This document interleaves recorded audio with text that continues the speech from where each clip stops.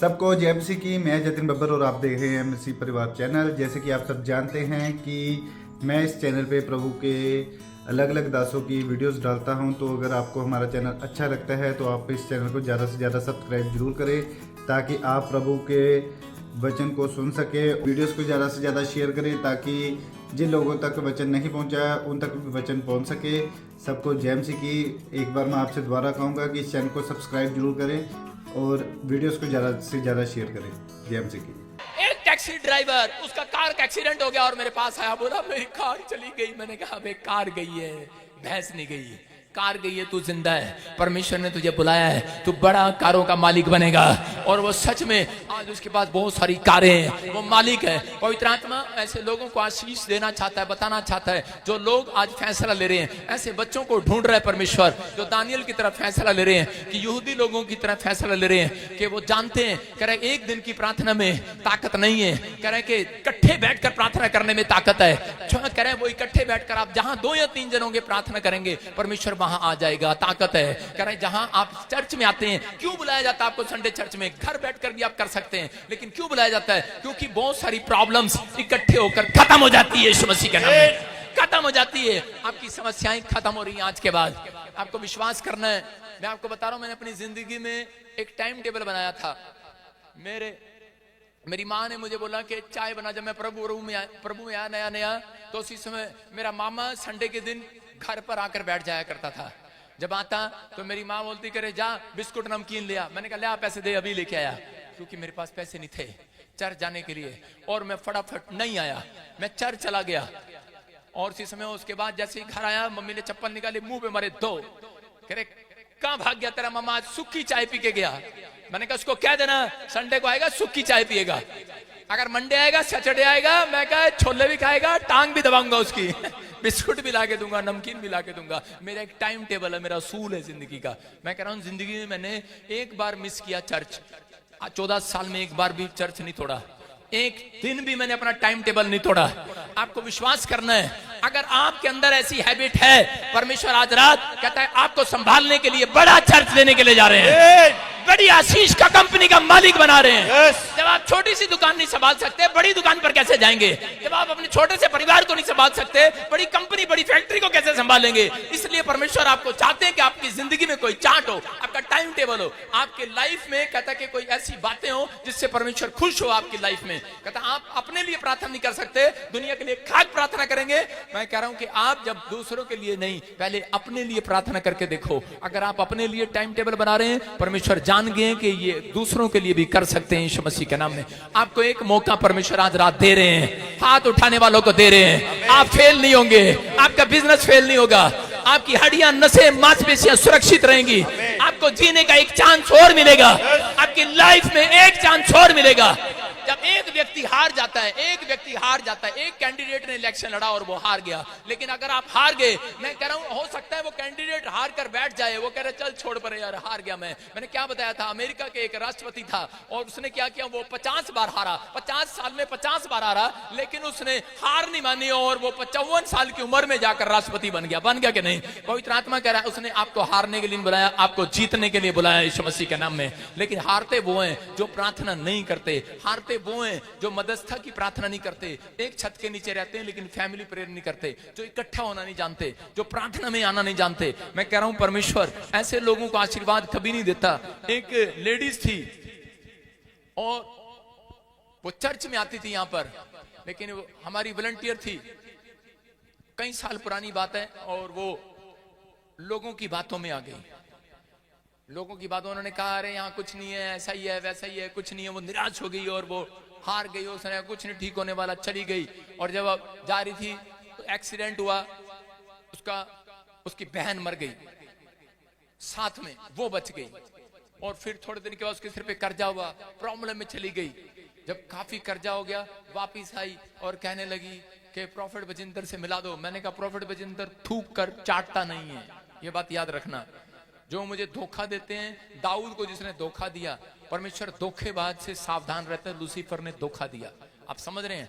अगर आप अपने स्पिरिचुअल फादर के साथ ईमानदार नहीं है, आप कभी बस नहीं सकते। आपको परमेश्वर ने क्यों बुलाया है? कह रहा आपको आपकी ग्रोथ इसी चर्च से होनी है, इसी प्लेस से होनी है। आपकी ग्रोथ आपको बढ़ाना है। परमेश्वर ने आपके लिए कोई टाइम रखा है, परमेश्वर ने नियुक्त समय रखा है आपका। लेकिन कह रहा है कि बहुत सारे लोग एक दूसरे के चढ़ावे में आ जाते हैं, एक दूसरे की बातों में आ जाते हैं। लेकिन जो व्यक्ति ये फैसला लेते हैं कि नहीं परमेश्वर चाहे कुछ भी हो, मैं आशीर्वाद के लिए बुलाया गया हूं, मैं यहीं रहूंगा और मैं इसी प्लेस पर रहूंगा। परमेश्वर उस व्यक्ति के लिए ज्यादा इंतजार नहीं करते हैं, वो स्वर्ग से आते हैं और उन्हें आशीष देते हैं यीशु मसीह के नाम में।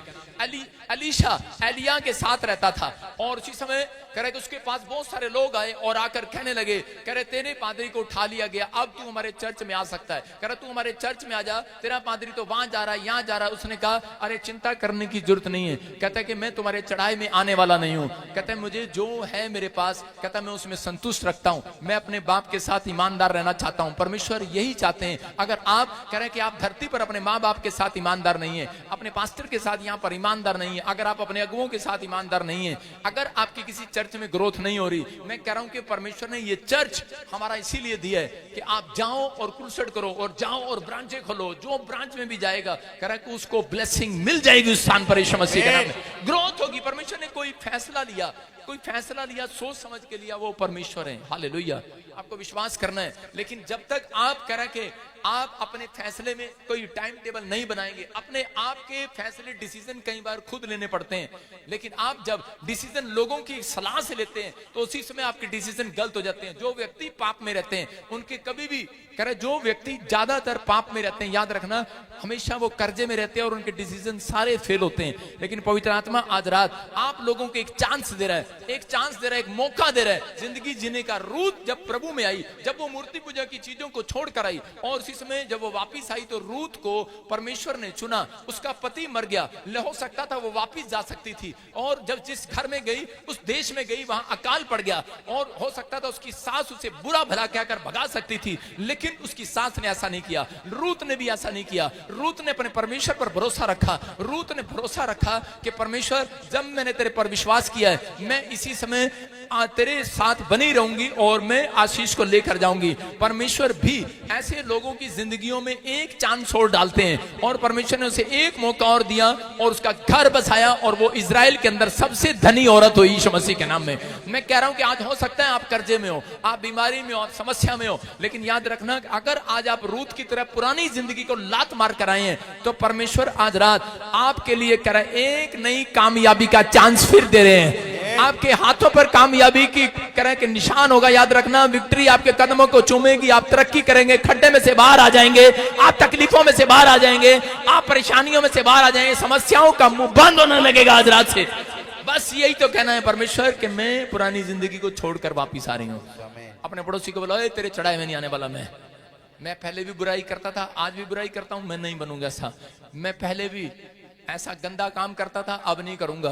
अगर आप परमेश्वर से कुछ लेना चाहते हैं तो आप शराब छोड़ना चाहते हैं, अगर आप शराब छोड़ कर आए, नशा छोड़ कर आए, व्यभिचार छोड़ कर आए, अगर आप कोई भी चीज ऐसी छोड़ कर आए हैं तो परमेश्वर आज रात आपकी जिंदगियों में वो करना चाहते हैं जो आपने नहीं सोचा। वो आज से आपको ऊंचा ऊंचा ऊंचा और ऊंचा उठाएंगे, आपके बिजनेस को ऊंचा उठाएंगे। आप जो निराश हैं, याद रखना जब आप निराश हैं तो पास्ट में आप जाएं, अपने पास्ट में जाएं। जब आपको उसने पास्ट में से बाहर निकाल लिया तो वो आपको फ्यूचर में भी आगे निकालेंगे। जब उसने पहले नहीं छोड़ा तो आपको नहीं छोड़ेंगे। ये याद रखना। मूसा के सामने जब मूसा जा रहा था इजरायलियों को लेकर फिरौन की नगरी से, जब वो मिस्र देश से निकला तो उसी समय उसके पीछे फिरौन की सेना थी और तलवार हाथ में लिए हुए, घोड़े हाथ में, घोड़े होंगे उनके पास, हाथी होंगे, ऊंट होंगे, कुछ भी होगा, लेकिन तलवारें हाथ में थी। और उसी समय इजरायली लोग डरकर भाग रहे थे अपना आटा चावल लेकर। सामने नदी आ गई, समुद्र आ गया और उसी समय वो डर गए और मूसा पर इधर उधर की बातें करने लगे, बोलने लगे अरे इससे अच्छा तो हम वहीं पर ठीक थे मिस्र देश में, कह रहे कम से कम 2 टाइम का खाना तो मिलता था, लेकिन तेरे बात में आ गए, तेरे बहकाए में आ गए, तेरी बातों में आ गए और जिसमें तू हमें यहाँ ले आया, समुद्र में मरने के लिए ले आया। पीछे कह रहे कि मिस्र की सेना है, फिरौन की सेना है, तलवार है, पीछे मौत है। कह रहा सामने समुद्र है, सुसाइड करेंगे। कह रहा दोनों में से एक काम होगा, सामने भी मौत, पीछे भी मौत। लेकिन इस समय विचार करे थे, लोग करे थे मूसा तू क्या करेगा, विचार करे थे कि अब मूसा के तू क्या करेगा। और इसी समय मूसा ने कहा कि मैं अब परमेश्वर के सामने प्रार्थना करूंगा, हाथ उठाऊंगा।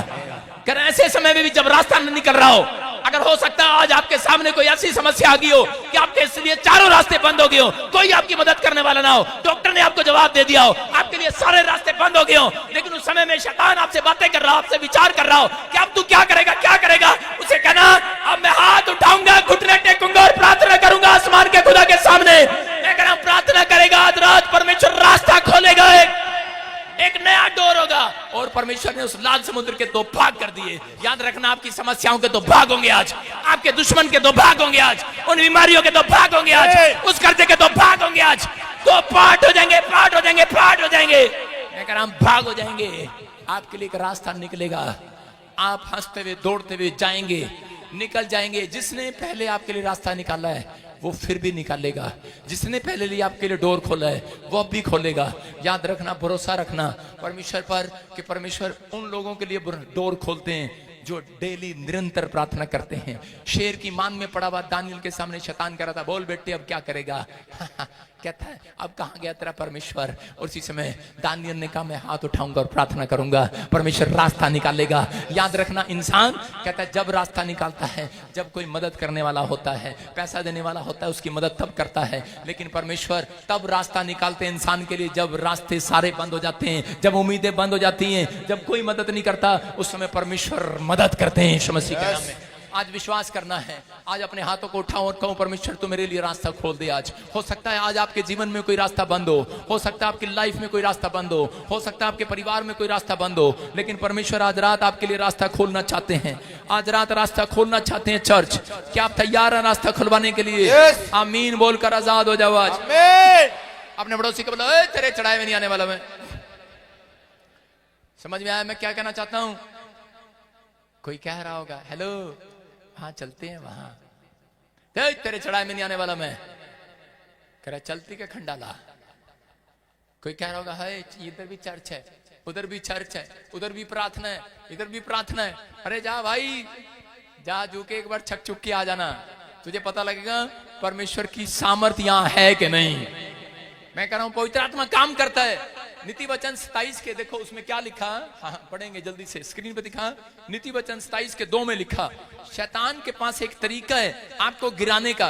ये याद रखना, हमेशा एक तरीका शैतान का है जो आपको गिराएगा। वो क्या होता है तरीका? वो है आपकी तारीफ करेगा, प्रशंसा। अगर लिखा देखो, आप पढ़ो क्या कर रहा है। तेरी प्रशंसा और लोग करें तो करें, हाँ। परंतु तू आप ना करना, दूसरा तुझे सराहे तो सराहे, परंतु तू अपनी सराहना ना करना। हाँ, पास्टर अशोक की प्रशंसा कोई और करे तो करे, लेकिन पर आप मत करना। आप कितने सुंदर हैं पास्टर अशोक, आप सुन रहे हैं? कहता है कि लिखा तेरी प्रशंसा और लोग करें तो करें, परंतु तू आप ना करना। दूसरा तुझे सराहे तो सराहे, परंतु तू अपनी सराहना ना करना। आप समझ में आ रहा है मेरी बात? कहता बहुत सारे लोग जो है नवा जब पास्टर बनता है ना तो लोग उसकी तारीफ करते हैं, बोलते हैं वाओ क्या अनॉइंटिंग है? मेरे पास आते लोग और मुझे बोलते, मेरे पास आते थे लोग और मुझे बोलते थे, कहते प्रॉफिट जी वाह क्या अनॉइंटिंग है आपके, आप ऐसे करते हो। मैं उसी से मैं चुप, मैंने कहा मुझे पता है शैतान आ गया। आपको नहीं पता, लोग आते हैं और आगे बोलते वाह क्या गाड़ी लिया आपने, और अंदर से पता क्या चल रहा था, इसकी गाड़ी आगे जाकर ठुक जा। आपकी झूठी प्रशंसा करते हैं क्योंकि वो चिढ़ते हैं आपसे, जलते हैं आपसे, जेलस करते हैं। यूसुफ की प्रशंसा कर रहे थे लेकिन यूसुफ उनके चढ़ाई में नहीं आ रहा था। उसके भाई कह रहे थे वाह तूने ऐसा सपना देखा, तेरा पूला खड़ा हमारे गिर गए।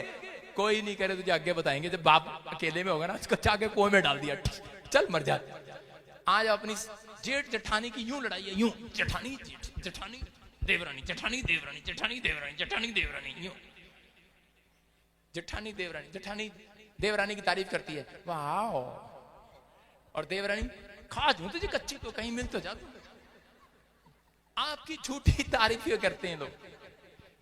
पौलुस जानता था इस बात को, उसके साथ 2 चेले रहते थे, और जब वो पौलुस चमत्कार करता तो एक लेडी आई और पौलुस के सामने और आकर कहने लगी वाह पौलुस तेरे अंदर परमेश्वर का आत्मा है, तू परमेश्वर का दास है, तेरा नाम पौलुस है। पौलुस ने उसी समय उसको चुप कराया, चल चुप कर, चल भाग जाए से।